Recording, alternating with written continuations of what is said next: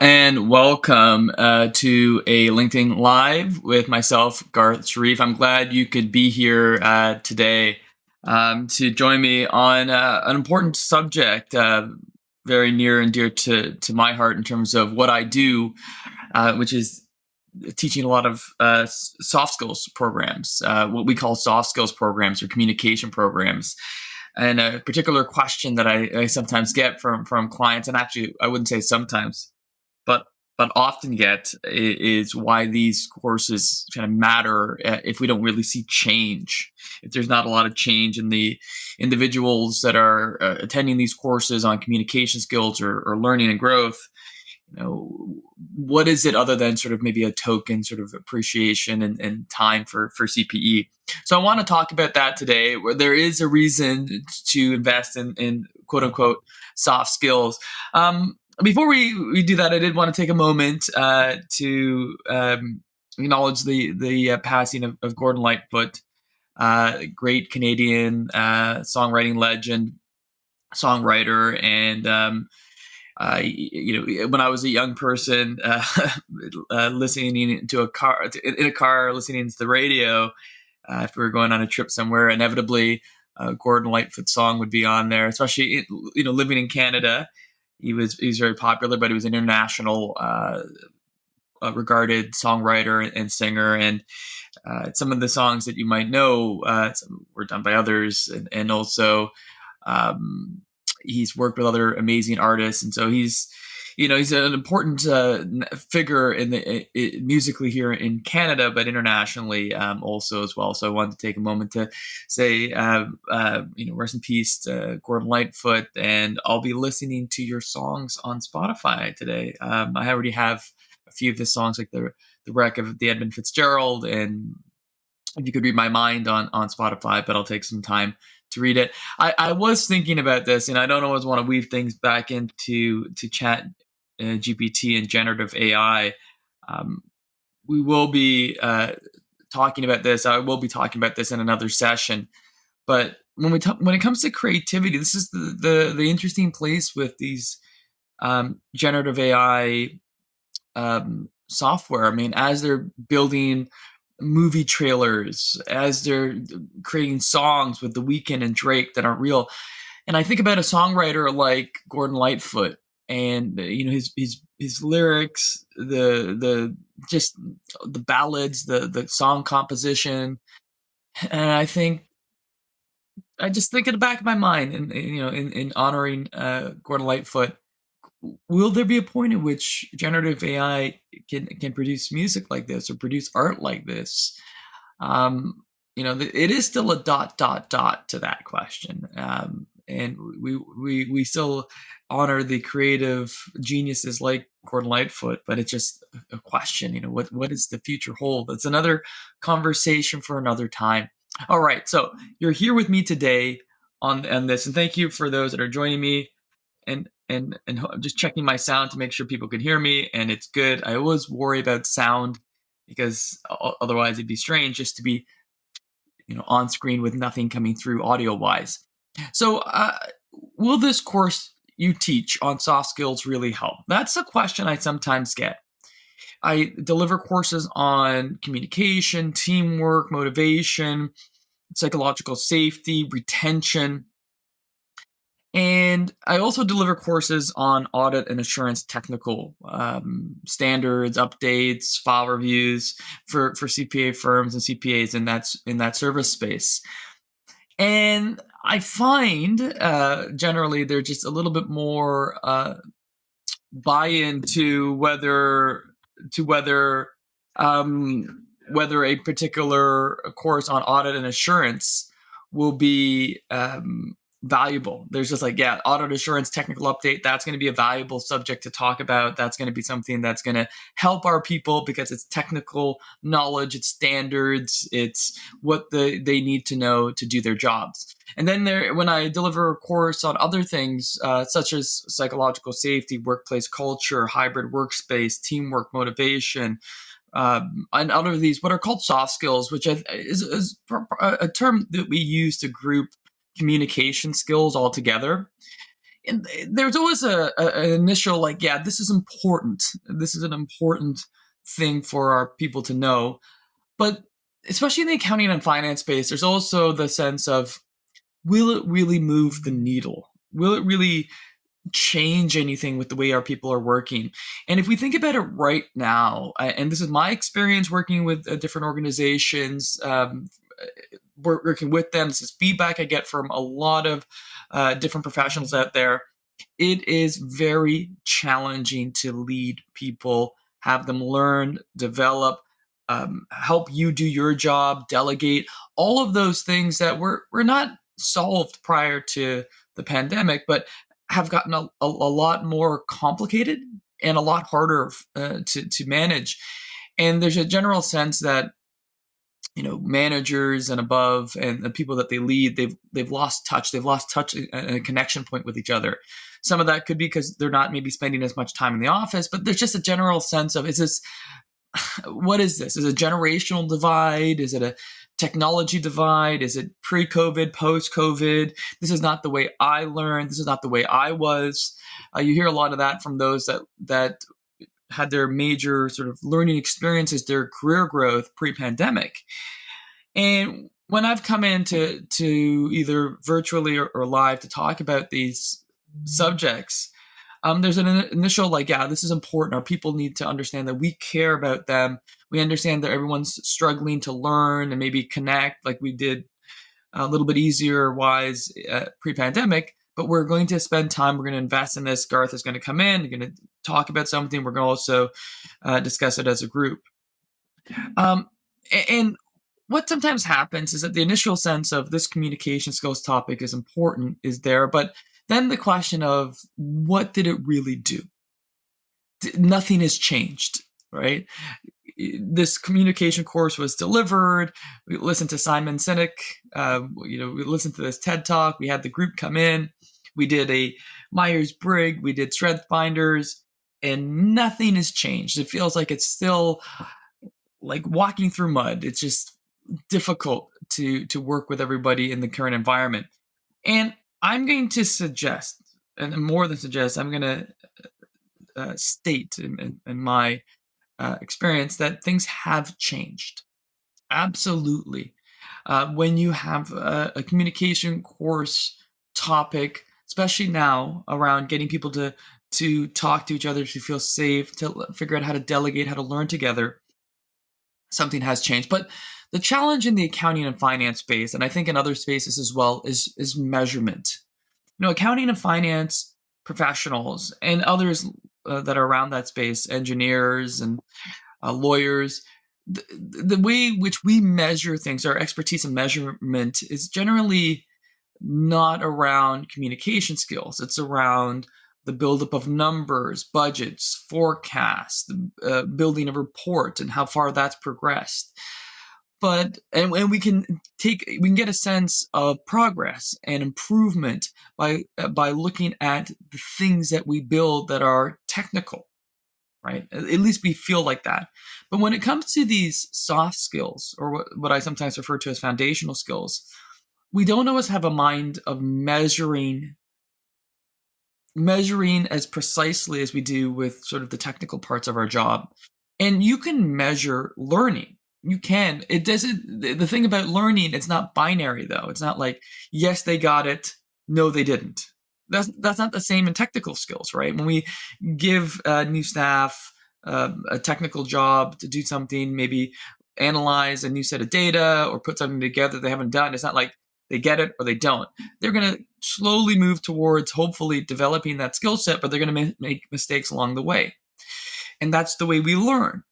But when it comes to measuring communication skills and motivation and conflict resolution and psychological safety, we're just not. And you can measure all those, by the way. Absolutely. That's why we have PhDs that work in those spaces and publish research papers and provide us really clear measurables about how these things are important for an organization culture and for people and teams to learn and grow and do their job. But we're just not, as managers, leaders, we're just not comfortable measuring these things. We just like to see them as binary. We took a course on conflict management. Are we better at conflict management? Yes or no? We took a course or training um, on teamwork. Are, are the teams working more collectively better? Are they communicating better? Yes or no? And we have some tools in learning that help us define ways to measure, because it's not yes or no for soft skills, just like it's not yes or no for technical skills. It's a learning path, right? And there is something technical that the instructional design professionals use, and it's helpful to share that. And that's called Bloom's taxonomy. And Bloom's taxonomy is developed by um, a individual who specialized in education and also was a psychologist, Benjamin Bloom. He devised this taxonomy of measurable verbs. And if you read this, Benjamin Bloom created a taxonomy of measurable verbs to help us describe and classify observable knowledge, skills, attitudes, behaviors, and abilities. The theory is based on the idea that there are levels of observable actions that indicate something is happening in the brain, cognitive activity. By creating learning objectives using measurable verbs, you indicate explicitly what the student must do in order to demonstrate learning. And this applies for any type of learning, but specifically for soft skills. This is really important if you want to feel like, yes, they're learning a particular soft skill. So, for example, here is a non Bloom's taxonomy way of giving a learning objectives. My staff will be better at asking me for help. If you notice on Bloom's taxonomy, there is no, like, my staff will be better at asking me for help. There's really no ask word here. The way in which I phrased it is not a Bloom's taxonomy way. And then it becomes, if it's not phrased that way, and that's the sort of the goalpost, my staff will get better at asking me for help, then it's hard to measure. It's also hard for the learner to understand what they're being measured against. It's about setting expectations. So Bloom's taxonomy is something I use increasingly so when I design courses, when I deliver programs, so that I have my objectives that I'm trying to provide to learners, but they also get that objective. So they have goalposts. And so, for example, that part of, my staff will be better at asking questions. Well, what do we want them to do? Do we want them to know something, knowledge? We want them to understand something, that's comprehension. We want them to do something, that's application. Do we want them to, like, look at information and analyze? That's analysis. We want them to, like, beyond analysis, synthesize, create something from what information that they have, or do we want them to evaluate? And it's a progression upwards. And when it comes to, for that particular one, that's a comment I hear a lot about, right? These new hybrid workers, they don't ask for help, or I find out that they're not doing their thing, and then I have to take it on. Well, what is it that we want to help them with, right? And so you look at this, and is there a word here? And I would say, that's a very beginning sort of foundational aspect of communication, knowing when a learner should ask for help. So maybe it'd be identify or recognize. Recognize when when I should ask my superior, my manager, for help. Already, we're giving a little bit more specifics on the learning objective, and then we could help with ways in which a learner could identify points at which they, or recognize. Those two words, I think, would both work.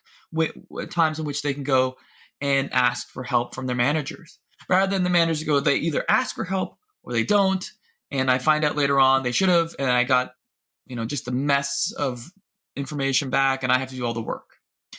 So when I come into a program, I'm trying to help learners be somewhat self-sufficient, but it's also incumbent upon the managers to know what the learning objectives are of the learners, so they can say, are they identifying these spaces? Are they identifying when they should ask for help? We set these clear markers for identification, and yes, you'd be surprised, they will, but they might not get all. Let's just say you had 5 identifying markers for when someone should ask for help.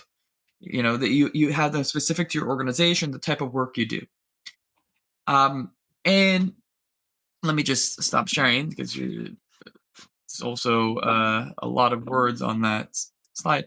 So you have 5 identifications, attributes for when someone should ask you for help as a manager. And that's helpful for the learner. It's also helpful for you.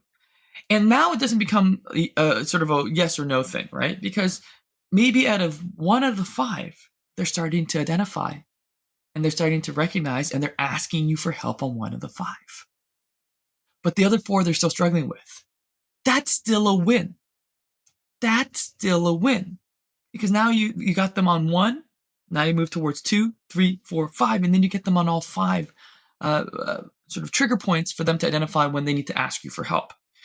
In the soft skills, what I see in soft skills is just that uh, no, like we dismiss the 1 out of 5 because we want all 5 at once, and we don't also distinguish because we're not precise enough in our measurement that the learner actually might be doing a little bit more than they did before, but because we haven't set a clear marker or benchmark, it just feels to the managers it's the same as it always was. Had someone came in, talked about when they should be more proactive or more um, assertive to come to ask me for help, and we did all this stuff, and you know that's the same old. That's what I'm seeing, but it's not, at least for me. I know it's not. There has been some incremental improvement, and it might not be visible to the managers and leaders, and it should be, because otherwise you don't reinforce the 1 out of 5 things that they're doing so you can get on to number 2 and 3 and 4 and 5, and the learner feels like,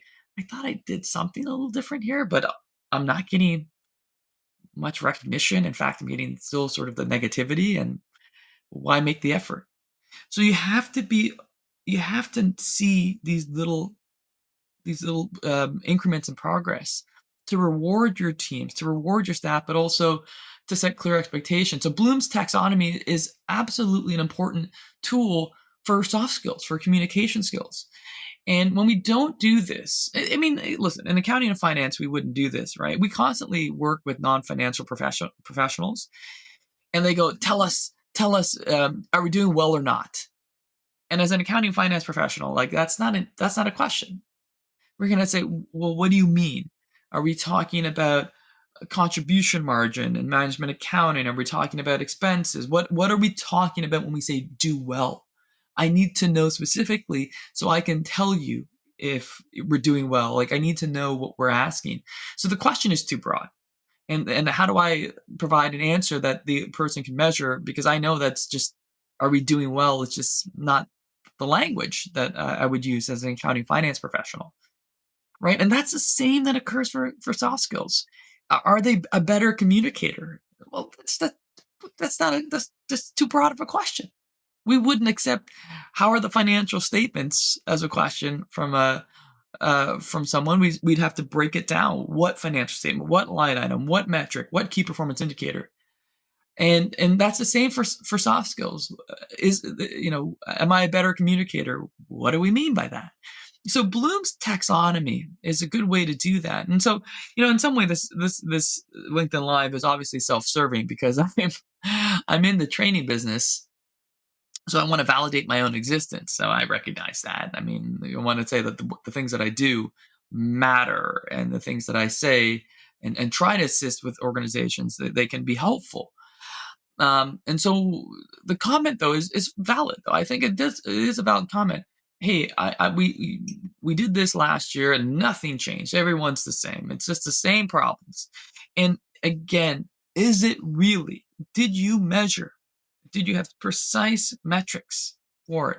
And I am almost certain if you made actionable steps out of a soft skills program or course internally, have an external person come in, something did change for the better.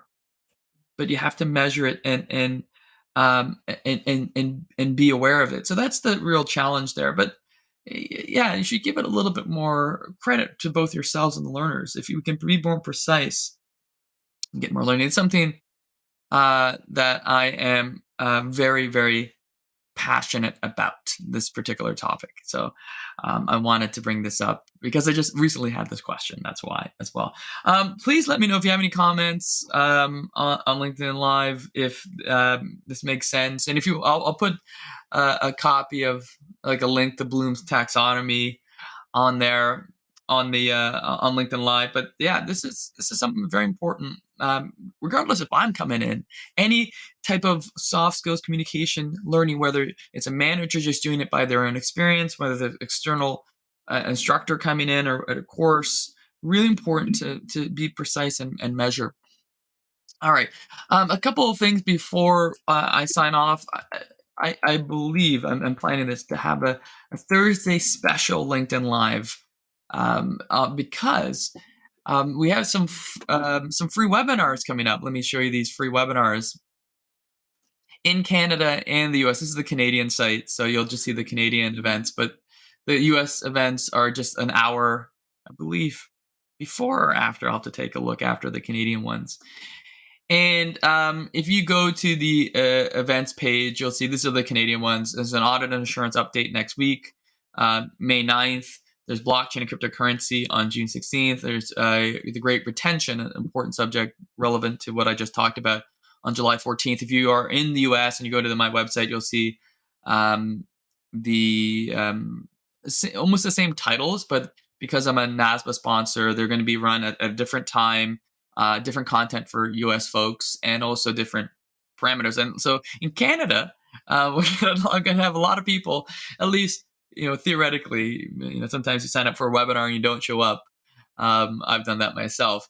But we have quite a number of individuals signing up for the Canadian audit and insurance update. But for the Americans out there, please sign up. It's free. Get 1 hour CPE certificate, NASBA sponsor. Like, I'm a NASBA sponsor, so you get CPE.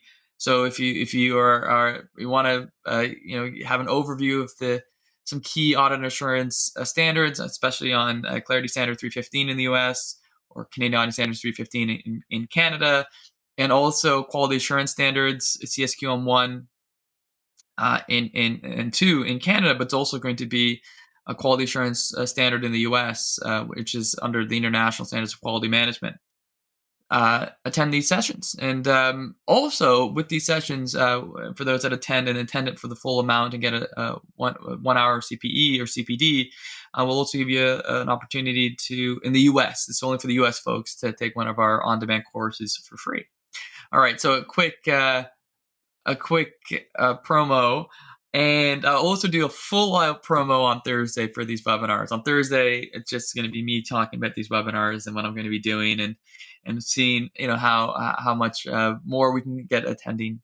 It's free, big word, free webinar.